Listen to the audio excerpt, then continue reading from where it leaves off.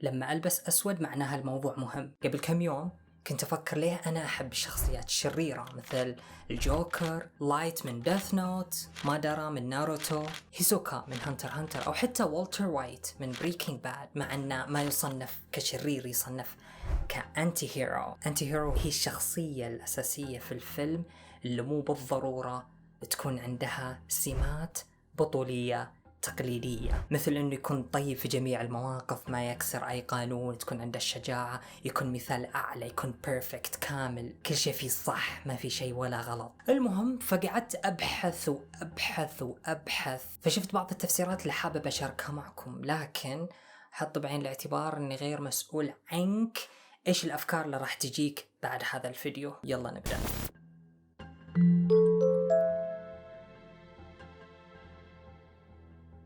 تكوين الشخصيات الشريرة أنا أشوفه فن، وأنا أختلف مع المقولة اللي تقال بالعادة أنه الشخصية الشريرة لما تكرهها أعرف أنه الكاتب أبدع فيها. طيب مو بالضرورة، أنا أحيانا أحب شخصيات شريرة، لكن هل معناها أنه الكاتب ما أبدع فيها؟ بالعكس، قد يكون فعلا حبكها صح، لذلك أنا حبيتها. الشخصيات الشريرة أحيانا تكون معقدة مرة، يعني لدرجة أنك أحيانا تحبها بمستوى البطل إن لم يكن أعلى. طيب ليه؟ فيونا ميردن عالمة نفس، وترافيس لانغلي، أتمنى نطقتها صح، المهم بروفيسور في علم النفس وصاحب كتاب مشهور اسمه باتمان and Psychology، الرجل الخفاش باتمان وعلم النفس. أول سبب يكون أن الشخصية الشريرة أصبحت من مجموعتك، أصبحت من دائرتك. مثال أنك تعترف أن صديقك مجرم، زوجك لص بنوك، عيالك سووا شيء خطأ. صعب أنك تعترف، حتى لو قلت الآن أنا بإمكاني أعترف سهلة عشان أني أخاف مصلحته. أوكي ما اختلفنا، لكن لو تنحط بالموقف أغلب الناس تشوفها صعبة أنها تعترف. لا أبغى أوصل له هنا هي شخصية والتر وايت من بريكنج باد. ميردن تقول لأن احنا شفنا والتر وايت مع جيسي كيف من البداية تحولوا من الخير إلى الشر، شفنا كيف هم أشخاص عاديين لكن بسبب ظروف معينة انحطوا في ظروف مثل هذه اللي هم فيها. ولأن حنا شفنا جزء كبير من حياتهم، شفنا كيف يفكرون، عشنا معهم، شفنا كيف يشعرون، فبدأنا نتعاطف معهم، بدأنا نتحيز لهم، بدأنا ننظر لهم كصديق. وبسبب هذا التحيز بدأنا نتغافل ونتجاهل أخطائهم وأغلاطهم وبرضو آرائهم السيئة.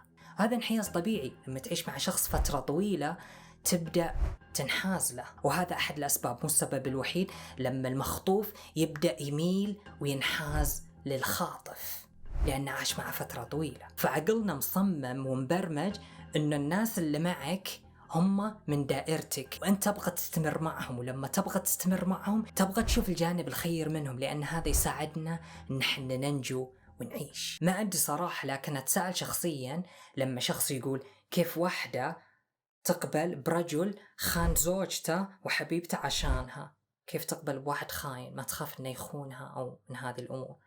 أتساءل إذا كان هذا برضه أحد الأسباب، ما أدري بس أتساءل. المهم، وبالحديث عن التعاطف نتذكر فيلم الجوكر الأخير 2019، وشفنا كيف آرثر كان يعاني من العنف والتنمر والكلمات البذيئة، وهذه سلوكيات يوميا نشوفها حنا لكن نقلل من شأن تأثيرها. فشفنا وتعاطفنا مع رحلة آرثر من الخير إلى الشر، وعرفنا كيف أنه يوم واحد سيء كفيل أنه يخلي أي شخص يكون الجوكر. ونتذكر مقولة هارفي دانت من فيلم باتمان: You either die a hero or live long enough to see yourself become the villain. يا أما تموت بطل أو تعيش بما فيه الكفاية أنك تشوف نفسك تصبح الشرير. وأكيد هذا مو مبرر للجوكر لما تشوفه يقتل ناس أبرياء، لكن كونك عرفت قصته وتحول تصير صعب عليك انك ما تتعاطف معه. مثال اخر، لما تسوق وتشوف شخص قطع الاشارة بيجي في بالك اول شيء ان هذا الشخص سيء شرير، لكن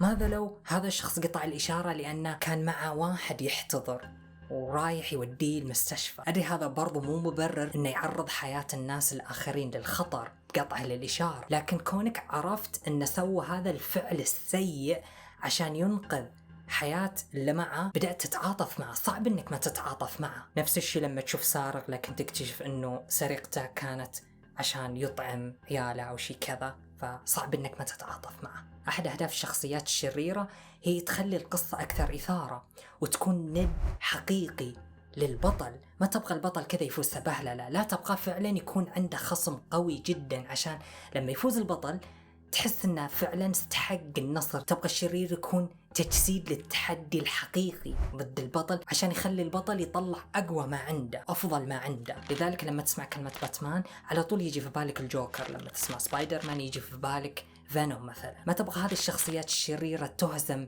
بسرعة، لأن هزيمتها وفشلها يعني خلاص انتهى كل شيء. فتشوف نفسك تشجع هذه الشخصيات الشريرة مو بالضرورة عشان يقتلون البطل، لكن عشان يخلون البطل يطلع أفضل ما عنده. من ناحية أخرى البطل عنده معايير أخلاقية ما يقدر يتعداها، عنده مبادئ ما يقدر يكسرها، فسلوكه يكون متوقع. فلو دريت أنه في هذا القتال ما فاز راح يفوز في النهاية. كونك تقدر تتوقع سلوك البطل تقريبا في كل شيء يبدأ يكون ممل، عكس تماما الشخصية الشريرة. الشخصية الشريرة تماما غير متوقعة، يعني الشخصية الشريرة ما يوقفها معيار أخلاقي، مبادئ وغيره، تسوي وتقول أشياء ما تخاف من عواقبها، عواقب قانونية، عواقب إنسانية، هل هذا الفعل أخلاقي، هل ما تهتم الشخصية الشريرة بهذه الأشياء. فالشخصية الشريرة تكون مثيرة أكثر، كونها عندها حرية وكونها غير متنبأ فيها. فالشخصية الشريرة تكون مثيرة لأن عندها حرية، أنت نوعا ما تبدأ تغار من هذه الحرية اللي عندها، لأن أفعالها غير متوقعة، ما تهتم بأي عواقب قد تصير. فكون الشخصية الشريرة تجسد الحرية اللي ما تهتم بالعواقب، أنت فكر فيها هنا شوي. أحيانا أنت ما تسوي بعض الحاجات لأنك تخاف من بعض الأشياء، عواقب أخلاقية، عواقب قانونية، عواقب إنسانية وغيرها. يعني مثال، كم مرة أختك أو أخوك أزعجك مرة بدأت تجيك أفكار سلبية وسودة أنك تقتلها وتعذب، لكن ما تسوي هذه الأشياء وتبدأ تفكر في أشياء ثانية عشان تشتتك وتخلي هذه المشاعر السودة والسلبية داخلك ما تطلعها. أو لما يجيك زبون بثر وغثيث ويغثك ويبثرك، هنا ودك تشنقه لما يغمى عليه، أو ودك تمسك راسه وتصقعه في الجدار أو تفرك راسه في الأرض. لكن من يسوي هذه الأشياء؟ يمنعك أنك تسوي هذه الأشياء أخلاقك، القانون يمنعك، فتدخل هذه المشاعر السوداء داخلك ما تطلعها. فتشوف الشخصية الشريرة وكأنما هي تجسيد للجانب المظلم منك، للجانب السيء، للمشاعر اللي لطالما تحاول انك تخليها داخلك ما تطلعها. فمشاهدتك للشخصية الشريرة يعطيك مساحة من الحرية والأمان انك تشوف جانبك المظلم، الجانب السيء، من دون ما فعلا انت تعرض نفسك للخطر مباشرة وتعرض الآخرين للخطر مباشرة. أنا ما أقول هنا أنه كلنا مجرمين داخلنا ونبغى نسوي أشياء سيئة، لكن فأغلبنا فعليا هذا الكلام صحيح، لكن تمنعنا أشياء كثير، أخلاق تمنعنا، مبادئ، قانون إلى آخره.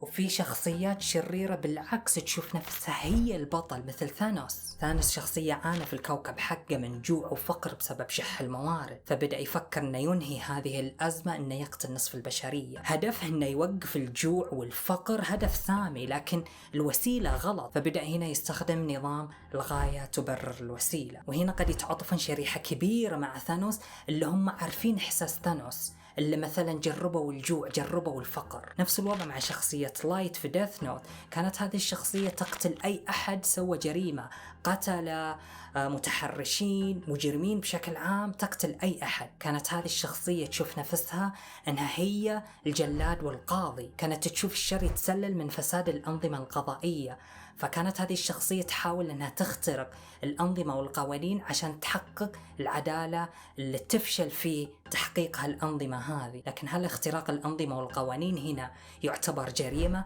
أم دافع أخلاقي؟ لكن شريحة كبيرة من الناس راح تتعاطف مع شخصية لايت هنا، خصوصا اللي عانوا من جرائم قتل وتحرش وجريمة بشكل عام. لكن طيب في شخصيات شريرة مثل هيسوكا يقتل بهدف القتل، فعلا يتلذذ وتجيه نشوة لما يقتل، هذا هدفه، يعني فعلا يقتل بهدف الشر. وحنا ما نعرف كثير عن المواضيع عشان نحاول نحن نتعاطف معه. أو مثل رامزي من جيم اوف ثرونز الثادي، مو عشان حنا نبغى نشوفه وهو يعذب، حنا ما نقدر ما نطالع، حنا كائنات فضولية، شفنا نهتم بأشياء مفيدة وبرضه أحيانا أشياء غير مفيدة. فالشخصية الشريرة لما تسوي جريمة معينة تحرك فضولنا، نقعد نتساءل ليه سوى الجريمة الفلانية، ليه حرك يده بالحركة الفلانية، هل ناوي يسوي كذا ويسوي كذا. لذلك برضه دراسة تقول إن حنا كبشر نتعلم من التجارب السيئة السلبية أكثر من التجارب الإيجابية. جون ماير طبيب نفسي يقول لما تشوف كارثة سواء في الواقع حادث سيارة أو حتى في الأخبار، لما تشوف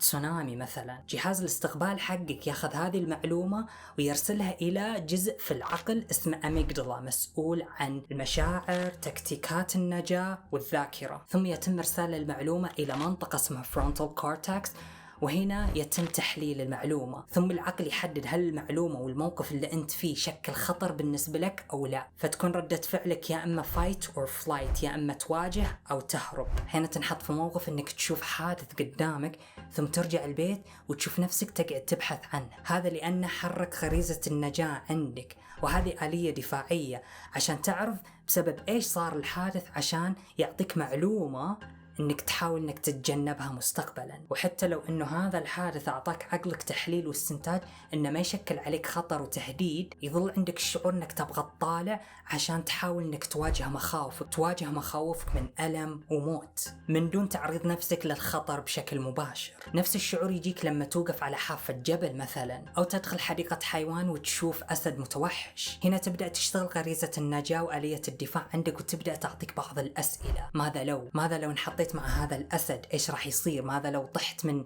حافة الجبل، إيش راح يصير؟ تبدأ تعطيك بعض هذه الأسئلة عشان لو صار السيناريو الأفضل هنا نرتاح، ولو صار السيناريو الأسوأ نكون مستعدين له. لذلك نفس الأمر ينطبق على المشاهد الدموية ومشاهد التعنيف والقتل اللي نشوفها من رامزي مثلا في جيم اوف ثرونز، أو هيسوكا لما يقتل. ومن جهة أخيرة لهن نعجب بالشخصيات الشريرة لأنهم يحاربون الأنظمة الفاسدة، مثل سيرسي في جيم اوف ثرونز.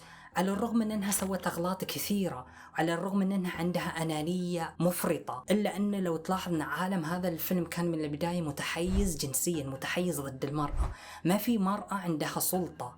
لكن سيرسي حاربت النظام، ما كانت تخلي النظام الفاسد أو أي أحد يخبرها إيش تقول وإيش تسوي وإيش ما تسوي. هذا شيء مثير للإعجاب، إلى أن حاربت النظام أكثر واستولت على سلطة. هذا برضو مثير للإعجاب في ظل النظام الفاسد هذا متحيز ضد المرأة. أو حتى مثلا الجوكر، على الرغم من أنه يقتل أبرياء إلا أنه يحارب ضد الأنظمة الفاسدة. مثلا تشوفه يقتل حتى أغنياء فاسدين وأصحاب سلطة فاسدين، فهذا يثير الإعجاب. الشخصيات الشريرة تظل مجال معقد، وأتمنى صراحة ما يجي يوم من الأيام وشخص يتحول إلى شخص شرير مجرد أنه منعجب بشخص شرير آخر في فيلم أو دراما. المخبرني أنت منو أفضل الشخصيات الشريرة اللي منعجب فيها وأسباب إعجابك فيها، وهل هذا الفيديو ساعدك في اكتشاف سبب إعجابك بهذه الشخصية؟ وإذا كانت في أسباب أخرى أنا ما ذكرتها أذكرها تحت. ولا تنسى نشر الفيديو، وبس سلام، بيس.